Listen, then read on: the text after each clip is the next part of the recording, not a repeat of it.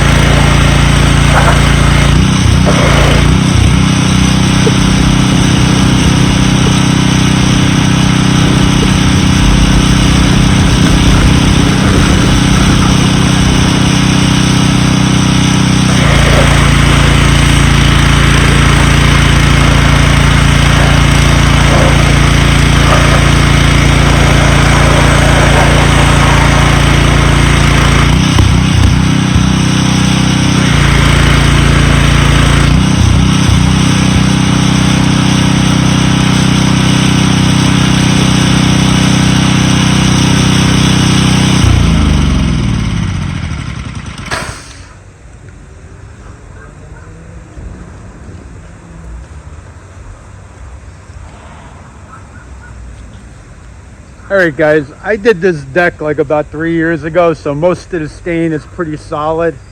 You can see the way I was walking most of the time in long continuous strokes.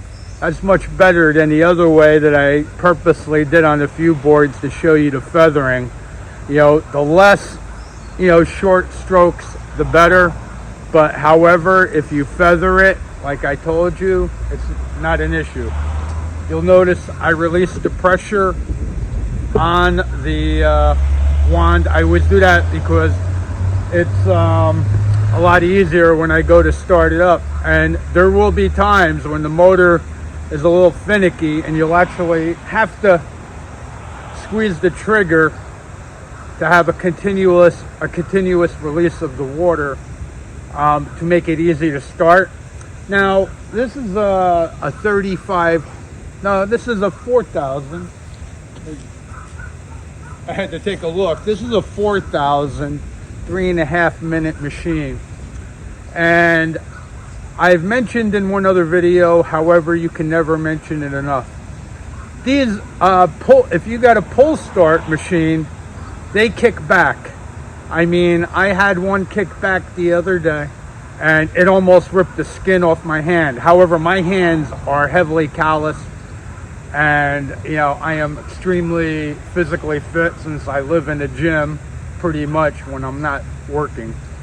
But release your pressure and get a firm grip and give it a quick pull, but be aware it can kick back. Also, make sure your hoses are in good condition. Make sure your fittings are clipped on there 100%. When I get it clipped on, I rotate it and it should go easy. Also, after every use, rinse it with fresh water and then I lubricate it with silicone, WD-40 for example, or any similar lube, and that extends the life. Now I got debris on the house and I'm not washing this house, so I'm gonna go grab my low pressure tip to rinse. Now, why? Because if you're not gonna wash the house, the house is oxidized in the sun, and there's a chance using my high pressure, you wash away the oxidation, and long story short, you can see your strokes in the house, which will open up a new can of worms for you. If you're soft washing the house like I do most of the time, and that's just spraying chem, everything is all treated at one time. So however, I'm going to get my low pressure tip, which I usually use links in. It is like basically a mini J-rod. It is indispensable. Actually, I have a full J-rod and I haven't even used it. I rarely use it. This thing does it all. It's got the fan pattern and the stream, which is great for rinsing, which I'm about to use. And I will leave a link when I process this video, hopefully. And with that being said, let me go get that low pressure thing.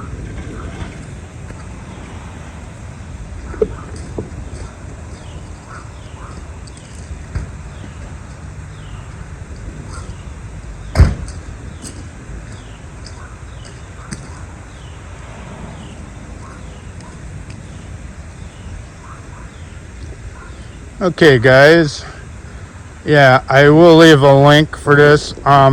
I'm getting a new phone case. I'll just put it out there. When you buy a waterproof case, because I work like a Neanderthal between the flooring and the washing, you'll notice if you get a cheap case like I got, like I really like this thing. It has a lanyard and everything. However, I just bought a very expensive case because what happens is if your lens, if the material they use that covers your lens, like in this case, it's like a plastic, and since day one, my phone has, had moments of, it messes up your focusing. That's the simplest way I could tell you. I got a Pro Max 13, which has a fantastic camera, but however, when you put it in these waterproof cases, it can hinder, your focusing. I've had a lot of videos totally destroyed. I had to delete. I go home and, there's just annoying, blurry moments. Of course, you can edit it out if you're capable of that, and I do, but sometimes the video is just unsalvageable. So anyway, I'll put a link for this, and I'm going to show you how this works. It was, this one, like you'll get decks that have, a lot of the stain peeling, but like I say, this one is not too bad. I do have a quick release wand, which I like. You see, it just clips on, and this thing I've been using for quite some time. But however, I've been washing my houses with the X-Jet system. I have a lot of videos on that. Now, here's, like if you're not lazy and you want to work out and you don't mind tugging around that $5 jug, like there are some cases where downstreaming is the way to go. But like for me, most of the time I'm doing small houses, and even I've done some very big ones. And you're moving around the 5-gallon thing, however it gets lighter as you go on until it's time to fill it up again. But here's the big takeaway, is when you're running chem through your hose, your wand, and your fittings and everything, it wears it out. I mean, I've had the chem destroy a rubber washer in a couple days. I had a hose, I've had hoses bust open. And also, you see, when I clip this, I always turn it to make sure it's on, because at 4,000 pounds pressure, I had it happen to me one time in the winter. And lucky for me, it was winter, because I had coveralls and the thing popped and whipped into my leg. So I had coveralls on, which are nice and thick. I had long johns on, and of course pants. And I did have a black and blue mark, and long story short, this can hurt you. It could take out an eye, it could castrate you, anything. So I always try to keep my pressure fittings, I'm always watching where they are, because the pressure, everything is fun and games until something goes wrong, and you don't want to be standing there with a major artery ripped open. So just safety first. And actually, I've seen videos on video platforms. I don't want to mention the platform because they might have taken them off. They had industrial accidents, and they have pressure washers with like 40,000 psi, and actually the hose broke and it beheaded the operator. I mean, this guy's head literally got chopped off in a flash. It's pretty horrifying, but where I'm going with this is safety first, and have a very healthy respect for the pressure, because I promise you, even at 2,500 psi, 4,000 psi, if your stuff ain't on there good, it can do damage. And also, when you change a tip, I always before I start, I press the trigger, not pointing at the house, because if by chance your fitting is not locked in there, it catapults the nozzle, and it can go through siding, which never happened to me. It can go through a window, but I can tell you, just by the projectile force, you got to be careful. Better off shooting in the wind than causing damage on a customer's house, because your referrals just went out the window. your day's pay, and you might lose many days' pay paying for the damage. So, as always, safety first. Now, I'm gonna wash off all my debris on the house with my wonderful tip here, which works great for downstreaming, and it works great for downstreaming. And when I'm X-jetting, right, you have the chemical tank, you could just hit the valve on the line, and then it has fresh water, and you can rinse off your chem. But you still got to tote around that 5-gallon pail, which only has like a 15-foot, hose most of the time. So what I do is I pop out my X-jet to rinse, and I pop this baby in, and I'm free reining, and I get it done. And I also did another video. This thing will shoot over the biggest 2-story house that you can find.